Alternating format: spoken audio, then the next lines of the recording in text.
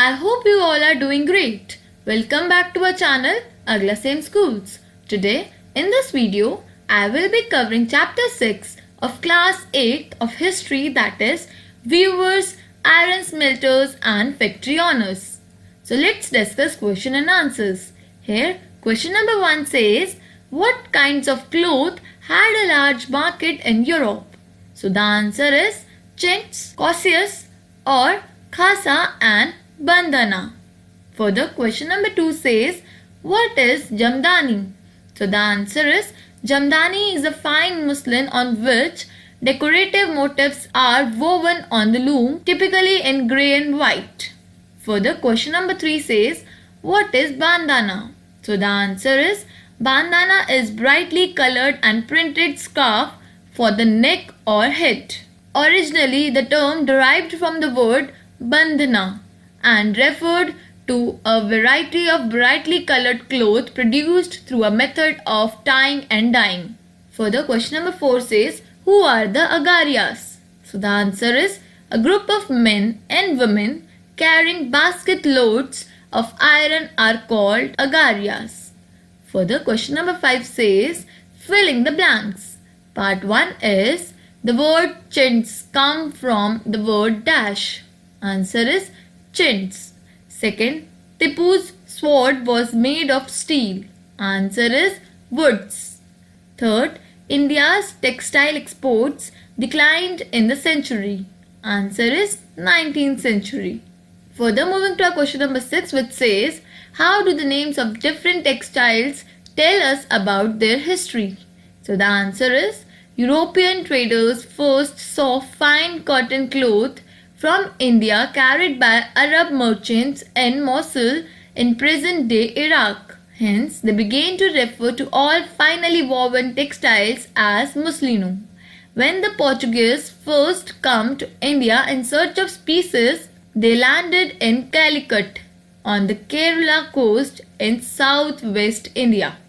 The cotton textiles which they took back to Europe come to the known as calico, which is derived from Calicut. Further, printed cotton clothes called chintz, cautious or khasa and bandana were also in great demand. The chintz is derived from the Hindi word chint, a cloth with small and colorful flowery design. The word bandana refers to any brightly colored and printed scarf for the neck or head. Originally, the term derived from the word bandhana and referred to a variety of brightly colored cloth produced through the method of tying and dyeing.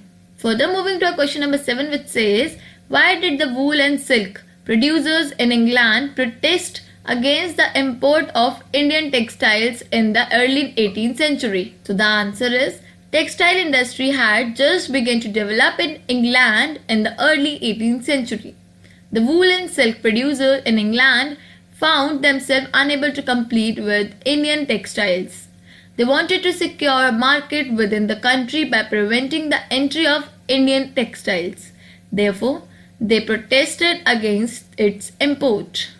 Further, question number 8 says, how did the development of cotton industries in Britain affected textile producers in India? So the answer is, first, Indian textile now had to compete with British textile in the European and American markets. Second, exporting textile to England became increasingly difficult since very high duties were imposed on Indian textile imported into Britain. Third, thousands of weavers in India become unemployed. Bengal weavers were the worst hit. Fourth, by the 1830s, British cotton cloth flooded Indian markets. This affected not only specialist weavers but also spinners. Further, question number 9 says, why did the Indian iron smelting industry decline in the 19th century? So the answer is, first, the new forest laws of the colonial government prevented people from entering the reserved forest.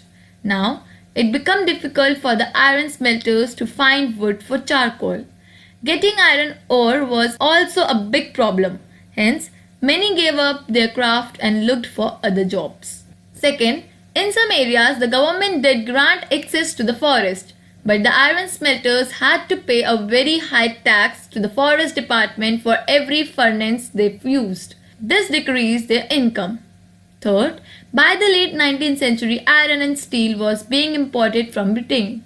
Ironsmiths in India began using the imported iron to manufacture utensils and implements. So all these are the reasons caused the decline of the Indian iron smelting industry. Further, moving to our question number 10, which says, what problem did the Indian textile industry face in the early years of its development?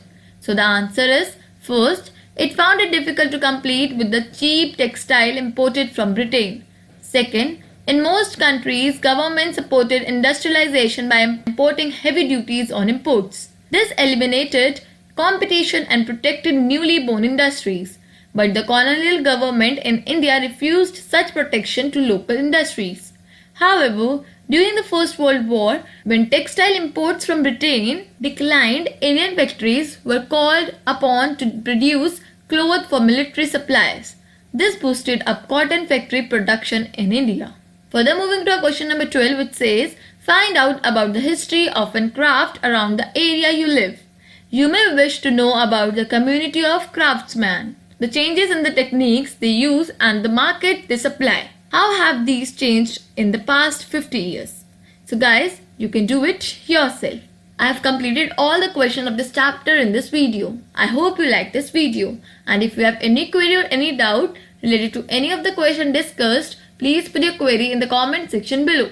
For more such NCERT solutions, keep watching and do not forget to subscribe our channel AglaSem Schools. And do not forget to wear a mask and take good care of your health.